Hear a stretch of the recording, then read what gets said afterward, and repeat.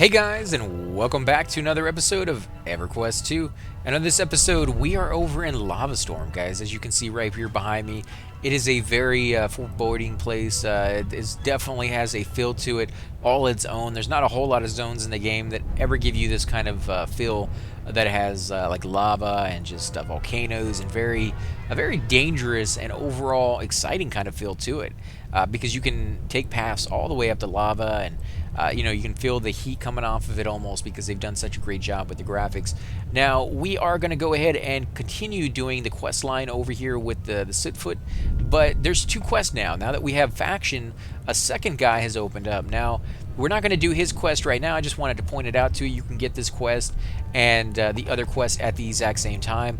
This guy wants you to do something with carts, and this guy over here was going to tell us what he wants right now. I know exactly what it is because I've done these quests before, but this guy's is pretty easy as long as there isn't a lot of people doing his.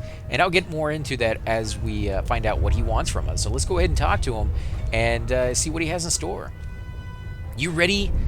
You ready to go for next task job? Yes. Head bash magma wormlings at beach. They be Danger Claw and Teeth Beast. You want me to hunt them to protect the goblins from their attacks? I guess that is instant jerky, level 45. So the reward is going to be magma wormling jerky. Increases out of combat health regeneration of target by 102.5, and level is 50. Saturation superior, duration 5 hours 3 minutes, and it's a food slot. Now the level, you can use any type of food no matter what level it is, even at level 1. You're just not going to get all of the abilities out of that item. So if that item, say, has something ridiculous like 1,000 health regeneration out of combat at level 100, if you drink it or eat it at level 1, you may only get 10. So yeah, you're still getting a really good item, probably better than anything else at your level, but you're paying a high price for it, probably. And you're not getting the full benefit. So that's why it has a level requirement on it, and you kind of want to use the level that you're at for the food. It's going to be better for you, and so you just kind of want to level up with it. Now, food can be made by NPCs, it can be made actually by people, but this is something cool. It's from a quest. You can't get it any other way as far as I'm aware of, and it's just kind of nice to have. So you got 13 gold, 66 copper, 13 gold, 66 silver, and 38 copper, I should say. Another negative 2,500 faction for the Sootfoot Talent Society, as well as a bracer. This one for me is 20 strength, 21 agility, 20 stamina, 525 versus all the elemental, noxious, and arcane, plus 5 weapon skill, 1.2% to critical bonus, 0.7% to potency, and it's actually a finger. I thought it was a bracer, but no, it's a finger for level 45. So let's go ahead and hit accept. No, I loves these pre-cooked jerky. Makes me tummy rumble good just thinking of it. I should have known better. Okay, so where do we want to go? Well, we want to go back to the beach, guys. And, of course, you don't have a horse over here, so you can't just click it and have him ride you back over here. You ride it back over here, I should say. But you're going to have to run it. So just be careful. Again, if you're very, cautious and you know which creatures are going to attack and which ones aren't, you should be able to get by this area without too much aggro. But even if you do get it, like right there where I picked up a little bit, you can just run it. All you got to do is go through the little tunnel right here, which if you're in third person might be kind of difficult for you to do. Now these are the creatures they want you to kill. This guy is over here killing them as well. He's been killing them for a little while. I don't know how long it takes to be able to do this quest, but I have a feeling, he just likes killing them. Maybe he's getting a little bit of, experience out of it for an easy kill. He might be working on a completely different quest that we're not even aware of. That is a thing, that sometimes you will get quests and have to come back to areas that you've long since abandoned. But I'm hoping that's not the case, because we kind of need a few of them. We need at least 8, and I don't want to steal too many from them. But, this is an open area. It's not like this is a camp.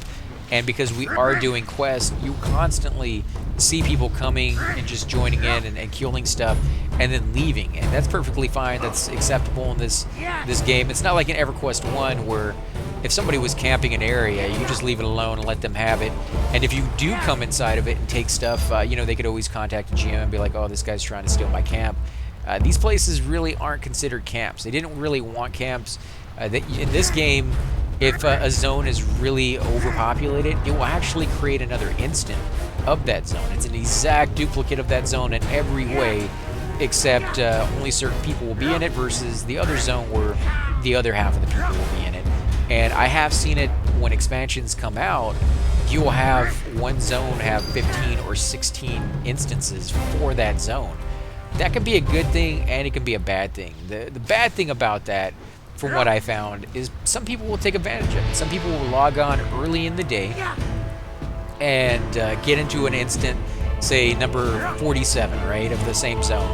And then as people start logging off, as long as they stay in that instant, they may be the only one there because nobody else will be joining it. They will constantly be trying to get everybody back into the same instant if the numbers actually dial down.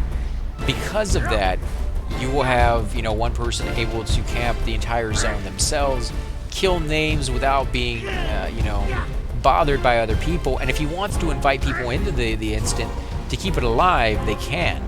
All they have to do is get into a group, the other person can join them in their instant, because you want that ability to be able to do that so that your friends can join you wherever you're at. Like if you just had it where once you log into that instant, that was it, there's no other way, then you would have group members, guild members trying to perform stuff, and they weren't able to do it because they're just not allowed to join their friends because they didn't log on at the right time. So that ability has to be in there, but there's people who will take advantage of it. And I've actually seen that like months later, an instant like number 37 or 47, something ridiculously high that hasn't been achieved since the expansion came out, would still be on the server because somebody had been keeping it alive. They'd been transferring it from one area or one set of people to the next set of people, and it just hadn't been closed down yet. And of course the server hadn't come down, so that was still a thing going on. It's kind of interesting. It's really the only downside to it that I can see, other than the fact that you don't have access to those other people. Like in EverQuest 1, if a lot of people were in a zone, it caused a lot of lag and it could cause some issues, but it also allows you to see people more often. Like if a new expansion comes out and everybody rushes over there to do it, then you're going to see people you've never seen before. You're going to meet them, you're going to group with them, and then the community gets a little smaller because people know each other, which is kind of a cool thing. That you feel a little closer to people. You see them in chat asking for help for something, and you're like, oh, I've grouped with that guy, I'll go help them. When you keep it in instances, you don't really get that feel anymore. You kind of lose a little bit of that because you're growing your population a little smaller, and the people who are on your instant, you may see them quite a bit while you're on, but you don't get to see the other like 500 people, 1,000 people playing on your server because they're in just different instances. And for me, that detracts away from the game just a tiny bit. So I put that in like the con category. But the good thing about that is, if you're in a zone that is really populated and they have to create all these instances, now you don't have to fight for the mobs. You can actually just go in there and kill the stuff, because there's only, say 30 people in your instant. There may be 800 people in the same zone as you in different instances throughout the game, but only 30 people in your instant. And so that's kind of nice. You can also, like I said, take advantage of it and have it where you're the only one in there, and then you can do all the quests that you want without having to worry about somebody killing your mob and all these other little kind of things that might slow you down a little bit, especially for those hardcore players who really want to be able to finish off all the quests first, and that can be an issue when you just have a ton of people going to a new expansion just doing the same quest. So we need to return this to our guy over here and see what he's going to give us, what he actually is going to give us. Come quick, yes, good. My nose go and smell good wormling jerky. Yeah, take it. I take some, but you have back a few too. Good food grow you thinker big. Obviously, yeah. Hey, when you be gone, bye-bye news come to my ears. Goblin peepers and thinkers not be the only parts bigger and work good. Ears be good, hearers. Okay, so that's going to lead to the next quest, I'm sure. If you can take his like weird English that is I don't know, he just keeps reminding me of a gremlin from the movie. I mean, it's a great look for him, but I keep thinking of like, where's the cute one, right? What was his name? There were the Mogwais, but I can't think of what what the main one was. I can't think of what his name is. That's crazy. But we're gonna go ahead and get the 3 magma wormling jerkies, 23 gold, 22 silver, 10 copper. We're gonna get the negative 2,500 faction, and then of course we're going to get the ring, which at some point we will wear when we get to level 45. We're already 43 with the bubble and a half into it, so it shouldn't take us too much longer. So let's go ahead and hit accept. And guys, we're going to go ahead and end the episode here. Again, I want to thank you all for watching. If you do enjoy these videos, be sure to hit that like button, subscribe. Definitely helps grow the channel, and I greatly appreciate it. Also, make sure to leave those comments down below. Would love to know what you guys think of the area.